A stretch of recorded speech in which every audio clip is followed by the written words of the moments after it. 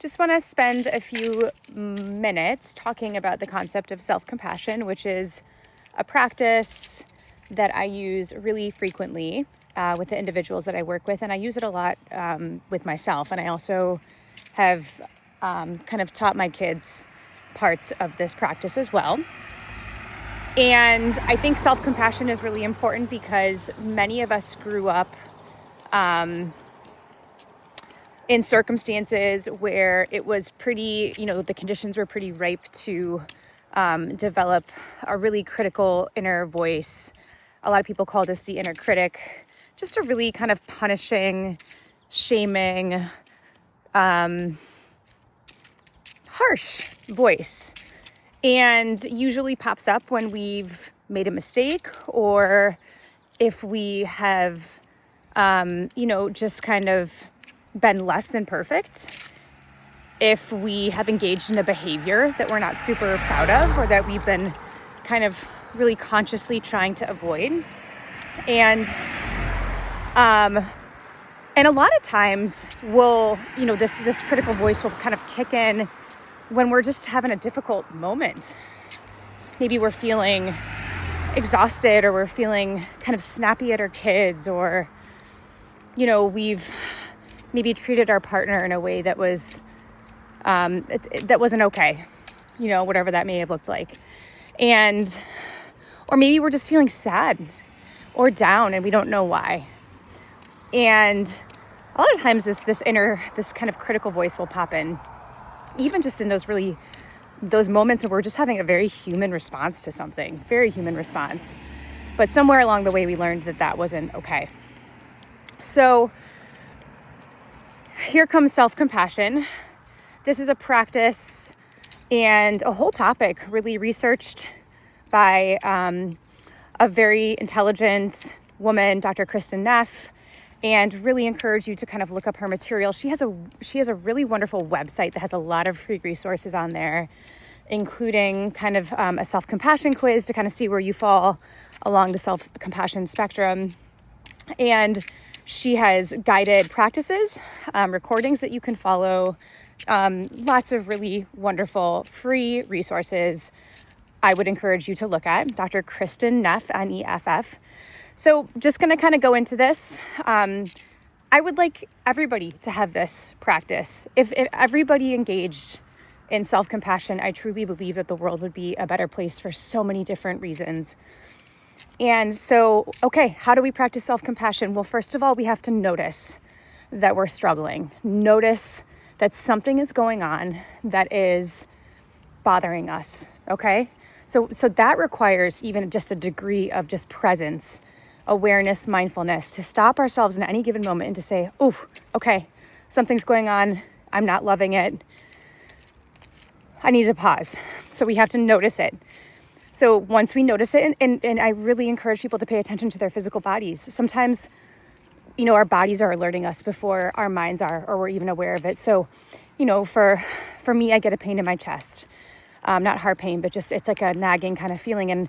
And that's kind of my wake up call. Like, ooh, something is going on here. It might be your jaw, could be in your stomach, could be in your head. It could be a tightness, kind of in that area. Just really noticing it though. Okay. So we have to notice it. Okay. And then we name it. This is a moment of suffering. We don't need to figure out. Notice I don't say we have to figure out what's going on or why we're experiencing what we're experiencing. We're just naming it. Okay. Ooh, something is going on. I'm getting that feeling in my chest. Ooh, this is a really hard moment right now. And we can say, this is just a moment of suffering, or this is a moment, you can put the F-bomb in if you want to. This is effing hard. Something feels really effing hard right now, or this conversation feels really hard, or this news story that I'm reading is really hard. Or, I'm just beating myself up. I just spoke to my kids in the way that I didn't want to speak to them. Whatever it may be. Okay, so this is a moment of suffering. You could say this is a moment of pain. This is a moment of sadness. This is a moment of anxiety, fear, dread, any of it. Just name it. Don't need to go into the whole story behind it. In fact, we want to avoid that. So name it. This is a moment of suffering. And then we remind ourselves, this is a human response, okay? So we have to remind ourselves that we are not alone. This is a very human response. Other people have this response, okay? So you can say that in any way that feels right to you. This is a moment of suffering. I know other people feel this way. I know other moms have experienced this. I know other partners have experienced this. Like, I know other people have felt this way, okay? So you can say, this is a moment of suffering. Other people feel this way. Other people feel this way. It's okay. Other people feel this way. I'm not the only one.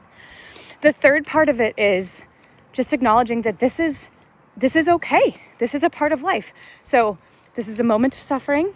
Other people feel this way. Suffering is just a part of life. Suffering is a part of life, and it's okay. It might feel really hard, but it's okay. There's nothing wrong with me.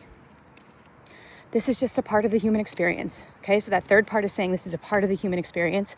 And again, find the words that feel right to you. Okay. And then the last one is just acknowledging that we need to be loving and nurturing to ourselves in that moment. Okay, so put it all together. This is a moment of suffering. Okay, suffering is a part of human life. Other people feel this way. Other people feel this way. I am not alone in this. What do I need to do to be kind and loving to myself in this moment? Putting it all together, all right? And then I would just really encourage you kind of get into your body, get into your breath. And that last part, what do I need to do to be kind and nurturing to myself in this moment? Really thinking about that. Sometimes I put a hot pad on that part on my chest. I'll have a warm cup of tea, really, really, really feel it and sit with it and smell it, observe the steam. Sometimes I'll have a chocolate chip cookie. Like my grandmother used to make me chocolate chip cookies, and it's just always a sign of nurturing for myself, okay? Put some lotion on your hands. Go outside, go for a walk like I'm doing right now. Call a friend. What do I need to do to be kind? Leave the situation, okay? Stop engaging in the text message. Get off of social media. Sometimes that's the most kind and loving and nurturing self we can do to ourselves, especially right now when there's so much sadness, anger happening in our world, hatred. Okay? So I really hope you try this week. And again, if this is something that intrigues you or you're curious, go to Dr. Neff's website. She has so many wonderful materials. She is a wonderful, wonderful resource for anybody to have. You don't need to be engaging in formal therapy to practice this. This is something anybody can do. And if you're a parent, I recommend, and I'm sure many of you already do this, but try a form of this with your kids. Teach them how to do that in sports or in school or whatever they may do, I hope you have a wonderful rest of the week and look forward to connecting with you soon. Bye.